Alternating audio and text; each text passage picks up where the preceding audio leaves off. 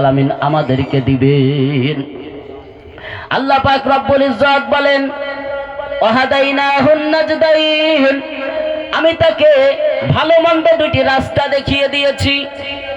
এইটা ভালো, এইটা মন্দ সে বুঝতে পারবে। এইটা মন্দ, এইটা ভালো, এই দুটি রাস্তা আমি তাকে দেখিয়ে দিয়েছি। এইটা সকল নবীদের রাস্তা, এইটা সকল ইহুদি খ্রিস্টান বৌদ্ধদের রাস্তা। তোমাকে আমি ভালো মন্দ দুটি রাস্তা দেখায়া দিলাম। এবার ভালো মন্দ দুটি রাস্তা দেখানোর সাথে সাথে আমরা কিয়ামতে যে আল্লাহকে অভিযোগ করতে পারি, আল্লাহ ভালো মন্দ দেখায়া দিয়েছিলে, আমরা তো তোমার সাথে ইসলাম গ্রহণ করেছিলাম, এই জন্য এই অভিযোগ দিতে পারি। আল্লাহ কয় না, আমি ভালো মন্দ করার জন্য কাউকে বাধ্য করব না, আমি স্বাধীনতা দিলাম। ফাআলহামাহা, বুঝার জ্ঞান দান করলাম। আমরা বলতে পারি আল্লাহ আমাদের তো বুঝার জ্ঞান দিয়েছিলে না, এই অভিযোগ করতে পারি আল্লাহর কাছে। আল্লাহ পাক রব্বুল আলামিন এই জন্য আমাদেরকে ভালো মন্দ বুঝার জ্ঞান দান করেছেন। ফাআলহামাহা ফুজুরাহা ওয়া তাকওয়াহা, আল্লাহ রব্বুল ইজ্জত আমাদেরকে ভালো এবং মন্দ বুঝার জ্ঞান দান করেছেন। এইটা ভালো আমরা বুঝতে পারি, এইটা মন্দ আমরা বুঝতে পারি, এইটা কল্যাণ এইটা আমরা বুঝতে পারি। পারি কি পারি না জোরে বলেন? মসজিদে নামাজ পড়লে ভালো কাজ, এটা আমরা বুঝতে পারি। রমজানের রোজা রাখা ভালো কাজ, এইটা আমরা বুঝতে পারি। হজ করা ভালো কাজ, এইটা আমরা বুঝতে পারি। জিহাদ করা ভালো কাজ, এইটা আমরা বুঝতে পারি। আলেম ওলামার সাথে পরামর্শ করে চলা এটা ভালো কাজ, এইটা আমরা বুঝতে পারি। এ দোস্ত, এইভাবে যত নেক কাজ আছে সব আমরা ভালোগুলো বুঝি, আবার খারাপগুলো বুঝি। গান বাজনা এগুলি খারাপ, এগুলির ধারে কাছে যাওয়া যাবে না, আমরা বুঝতে পারি কি পারি না জোরে কোন? এইটা ইহুদিদের মতবাদ, এইটা খারাপ, এর ধারে কাছে যাওয়া যাবে না। এইটা নাস্তিকদের মতবাদ, এর কাছে যাওয়া যাবে না। এটা ইহুদি খ্রিস্টান বৌদ্ধ হিন্দুদের মতবাদ, এর কাছে যাওয়া যাবে না। আমরা বুঝি কি বুঝি না জোরে বলেন? আল্লাহ পাক রব্বুল ইজ্জত আমাদেরকে ভালো এবং মন্দ বুঝার জ্ঞান দান করেছেন। এবার ভালো মন্দ বুঝলাম, আল্লাহ কয় এবার কোনটা নিবা? আসো, তুমি খারাপটা নিবা না মন্দটা নিবা? তোমার ইচ্ছা, আমি তোমাকে স্বাধীনতা দিলাম।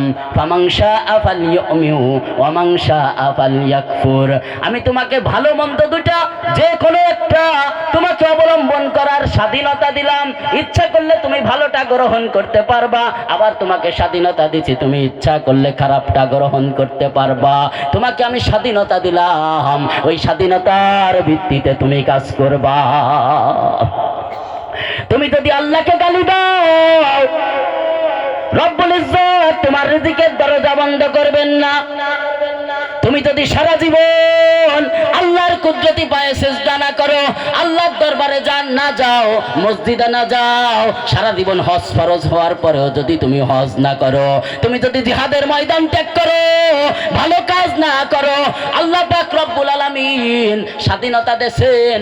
ইচ্ছা করলে তুমি সব কিছু ভালোগুলো করতে পারো, ভালোগুলো ছাড়তেও পারো, মন্দ যত আছে সব করতে পারো, ভালোগুলো ছাড়তে পারো, মন্দগুলো ধরতে পারো। তোমাকে আমি এই স্বাধীনতা দিলাম, তোমাকে আমি তোমার ইচ্ছার বিরুদ্ধে কোনো কিছু করাইব না। এ মাহফিলের ব্যবস্থা করা হয়েছে, স্বাধীনতা দিছি।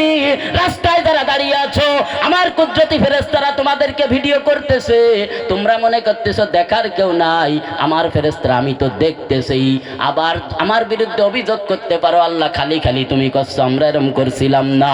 এই জন্য আমার কুদরতি ফেরেশতারা তাদের কুদরতি ক্যামেরা নিয়ে তোমাদেরকে জিনিস বিক্রি হচ্ছে, ওখানে দোকানে আড্ডা দিচ্ছ, সব আমার ফেরেশতারা ভিডিও করতেছে।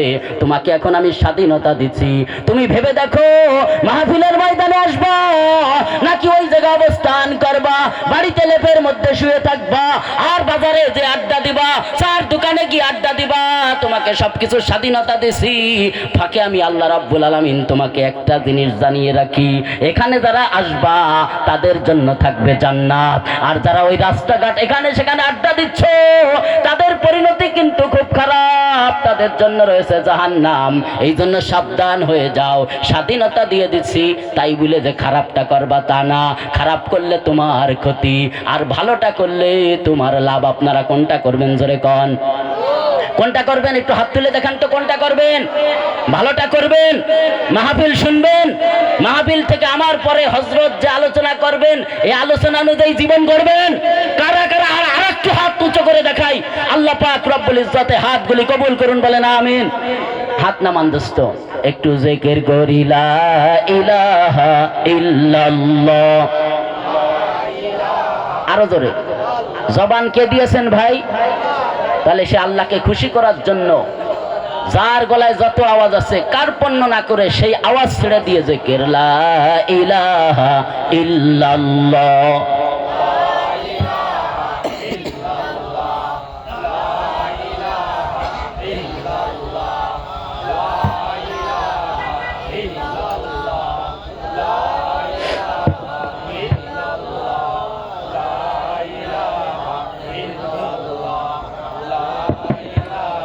লা ইলাহা ইল্লাল্লাহু মুহাম্মাদুর রাসূলুল্লাহ সাল্লাল্লাহু আলাইহি ওয়াসাল্লাম।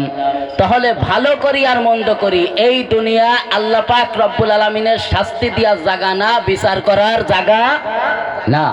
ভালো মন্দ যাই করতেছি এটার বিচার করার জন্য, ফয়সালা করার জন্য আল্লাহ পাক রব্বুল আলামিন একটা দিন নির্ধারণ করেছেন। সেই দিনের নাম কি ধরে বলেন তো?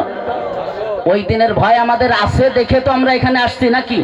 আল্লাহ পাক রব্বুল ইজ্জত ওই দিনকে সর্বদা ওই দিলের ভয় দিলের মধ্যে ঢুকায়া চলাফেরার তৌফিক দান করুন, বলেন আমিন।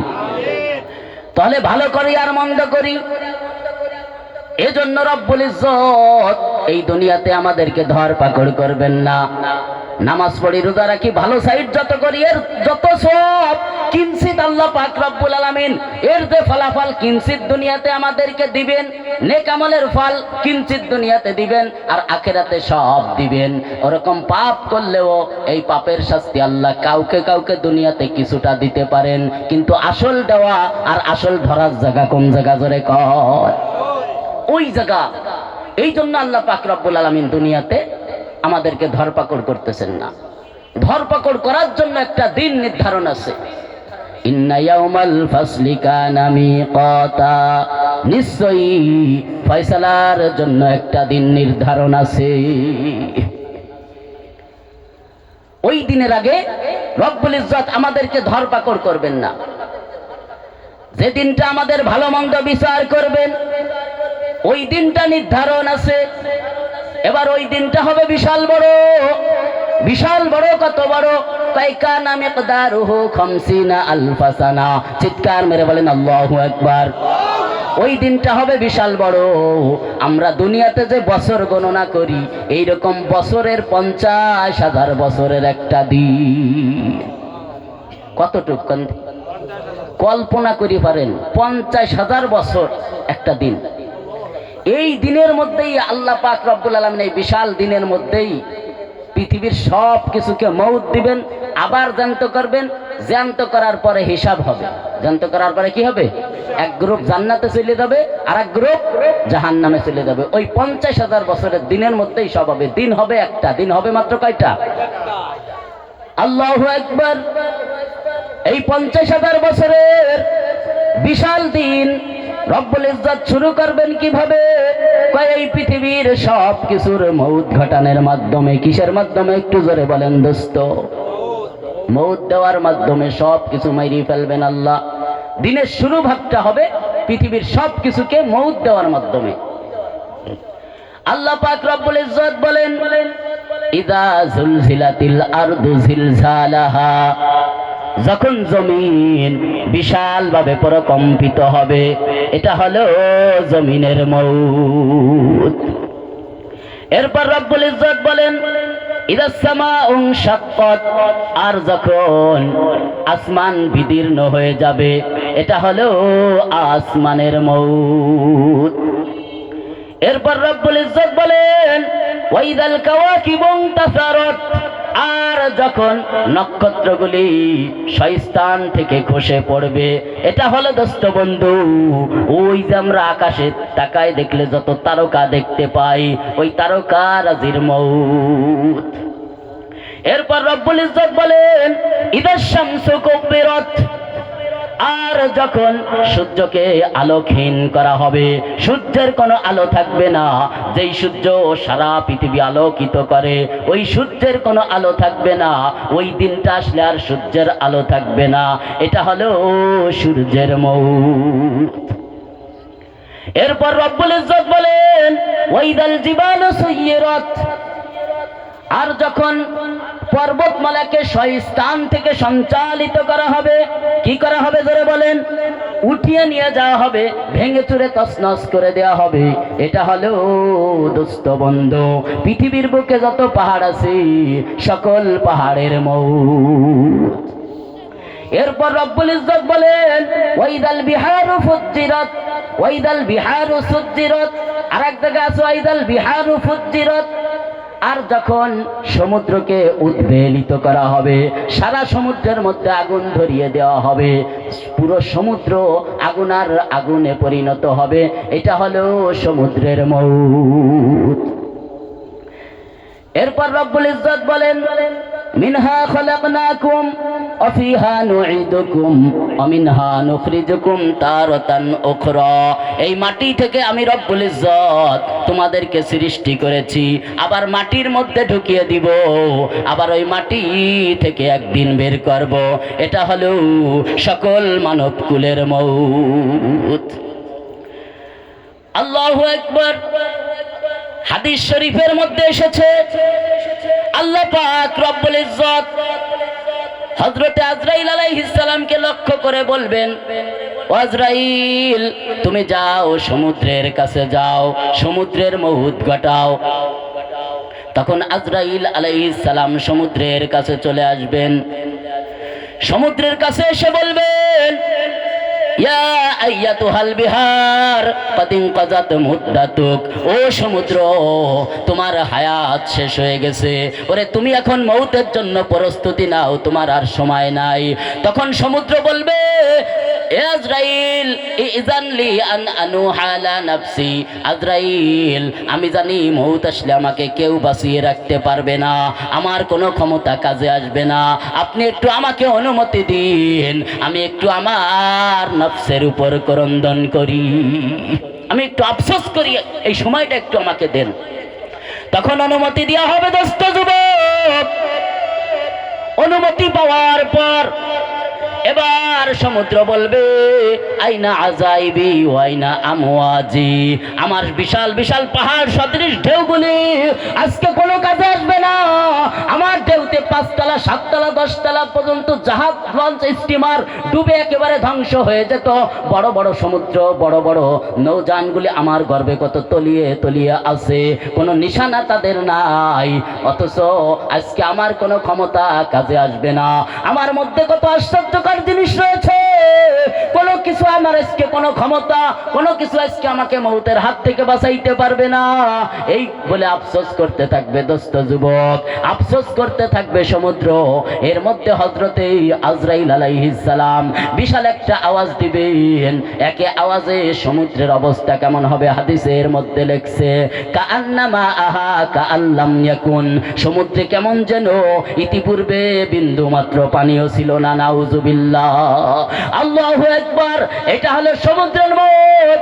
এরপর রব্বুল ইজ্জত বলবেন আজরাইল রে তুমি এখন পাহাড়ের কাছে যাও, পাহাড়ের মউত ঘটাও। পাহাড়ের কাছে এসে বলবেন ইয়া আইয়াতুহাল জিবাল কদ ইনকাযাত মুদ্দাতুক, ও পাহাড় তোমার হায়াত শেষ হয়ে গেছে, ওরে তুমি এখন মউতের জন্য প্রস্তুতি নাও। তখন পাহাড় বলবে ইযানলি আন আনুহা আলা নাফসি, ও আজরাইল আমাকে একটু অনুমতি দিন, আমি একটু আমার নফসের উপর ক্রন্দন করি। অনুমতি দেওয়া হবে দোস্ত যুবক। অনুমতি পাওয়ার পর পাহাড় আফসোস করে বলবে আইনা সুউদি ও আইনা কুওয়াতি, আমার বিশাল শক্তি আজকে কোনো কাজে আসবে না। এই পৃথিবীর বুকে আমি পেরাক স্বরূপ ছিলাম, পেরেকের মতো কাজ করতাম। পেরেক যেমন ঘর লড়তে দেয় না, আল্লাহ পাক রব্বুল ইজ্জত এই পৃথিবী বানানোর পর পৃথিবী পানির উপর এরকম টালমাটাল লড়তে থাকলো, দুলতে থাকলো, হরকত করতে থাকলো, নড়াচড়া করতে থাকলো। আল্লাহ নড়াচড়া থেকে বাঁচানোর জন্য পৃথিবীর বুকে আমাকে স্থাপন করে দিলেন। আমার কারণে পৃথিবী লড়তে পারে না, আমার এত শক্তি, আর আমার উচ্চতা কত, এত উচ্চতা কোনো কাজে আসবে না, আমার আজকে এত বিশালতা কোনো কিছুই কাজে আসবে না। মৌত আসলে কাজে আসবে নাকি দোস্ত জোরে কন? মৌত আসলে কাজে আসবে না, শুধু কাজে আসবে নেকামল। এই নেকামল আল্লাহ পাক রব্বুল ইজ্জত এখান থেকে আমাদেরকে কুড়িয়ে নিয়ে যাওয়ার তৌফিক দান